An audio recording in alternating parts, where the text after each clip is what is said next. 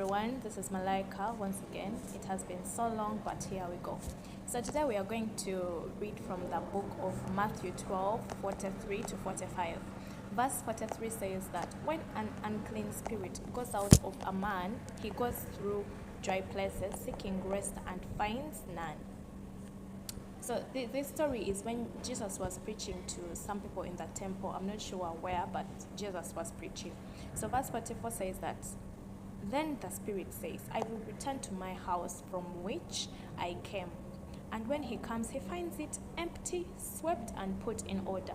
So as I was reading this verse, the interpretation that I kind of got was that most of the times, let me say you have an addiction, and like you want to let go of this addiction, but let me say you have an addiction of what? Pornography. You have an addiction of pornography. But you really want to let go of this desire, to let go of this addiction. But imagine you stop watching porn and you do not put anything else in your heart. Like you're not investing anything in your heart. You have stopped inputting the porn, but like it is free. It's like how you leave a house and you leave it empty. Of course, other people will come enter it because the house is empty and the house is supposed to be occupied.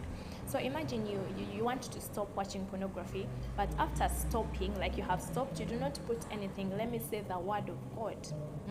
So verse 45 says that, then he goes and takes with him 7 other spirits more wicked than himself, and they enter and dwell there, and the late state of that man is worse than the first.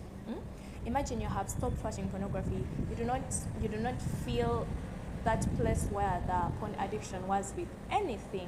So it means that when this addiction comes back, that's how you hear people saying, I really want to go off this addiction, but I don't know why. Every time I try to let go of it, the moment it comes back, I always get this bigger, stronger desire, because it's like you have opened your heart to this thing. Like they go out and they come, and when they go out to the dry places, as it says in verse 43, when they come back, they find the place empty. So they are like, why don't we fill back our home?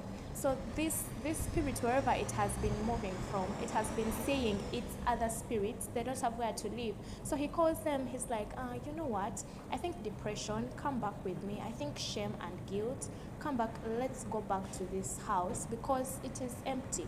But imagine you have like stopped this pornography addiction.